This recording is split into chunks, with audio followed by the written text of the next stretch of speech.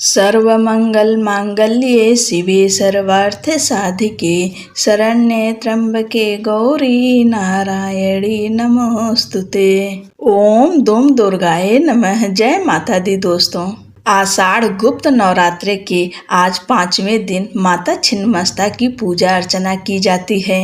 10 महाविद्याओं में से 5वीं माता छिन्नमस्ता माता हैं। आज के दिन स्कंद माता की पूजा और छिन्नमस्तिका माता की पूजा जरूर करनी चाहिए। देवी छिन्नमस्ता को माता चिंतपूर्णी का स्वरूप माना गया है। शिव पुराण और मार्कंडेय पुराण में इस बात का जिक्र मिलता है कि छिन्नमस्ता राक्षसों का संहार कर देवताओं को उनसे मुक्त कराया था।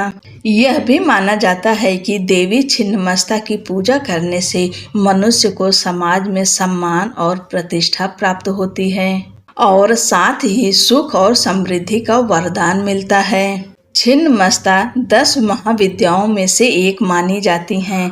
माता छिन्नमस्तिका को ही प्रचंड चंडिका भी कहा जाता है।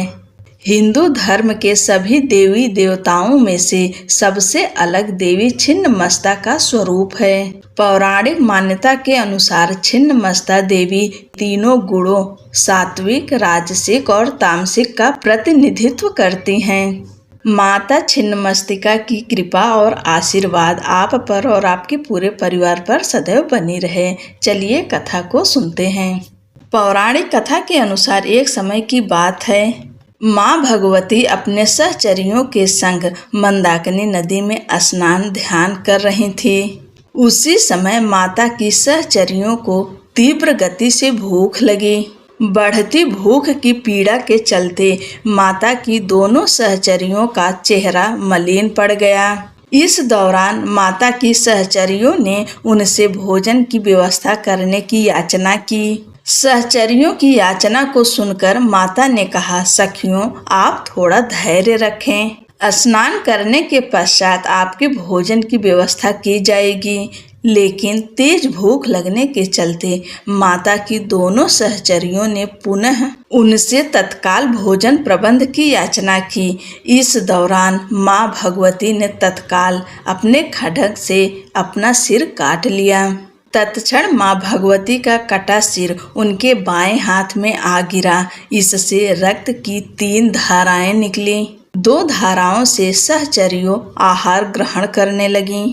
वहीं तीसरी रक्त धारा से माँ स्वयं रक्त पान करने लगी। माना जाता है कि उसी समय माँ छिन्नमस्तिका का प्रादुर्भाव हुआ।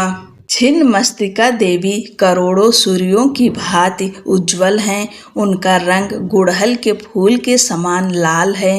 देवी ने एक हाथ में अपना सिर और दूसरे हाथ में कृपाण पकड़ा है। उनके गले में 3 खून की धाराएं निकल रही है।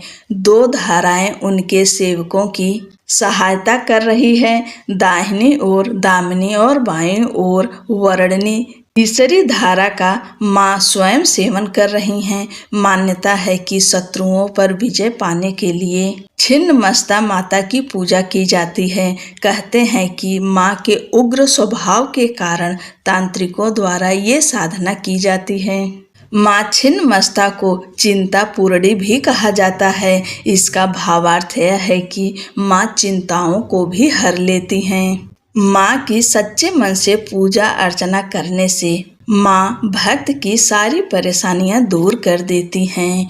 बोलो छिन्नमस्ता माता की जय। माँ छिन्नमस्ता की दूसरी कथा।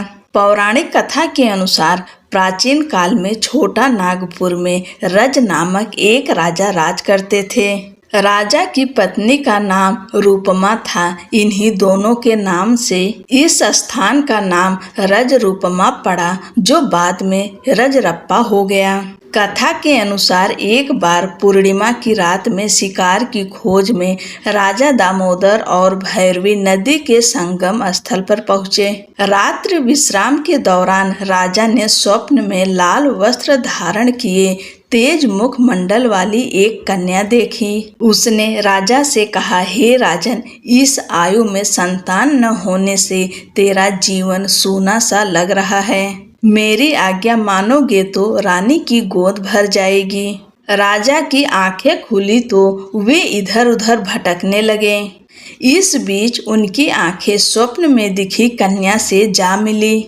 वह कन्या जल के भीतर से राजा के सामने प्रकट हुई। उनका रूप अलौकिक था। यह देख राजा भयभीत हो उठे। राजा को देखकर वह कन्या कहने लगी, हे राजन, मैं छिन्न मस्तिका देवी हूँ। कलयुग के मनुष्य मुझे नहीं जान सके हैं, जबकि मैं इस वन में प्राचीन काल से गुप्त रूप से निवास कर रही हूँ। मैं तुम्हें वरदान देती हूँ कि आज से ठीक 9वें महीने तुम्हें पुत्र की प्राप्ति होगी। देवी बोली, हे राजन, मिलन स्थल के समीप तुम्हें मेरा एक मंदिर दिखाई देगा। इस मंदिर के अंदर शिलाखंड पर मेरी प्रतिमा अंकित दिखेगी।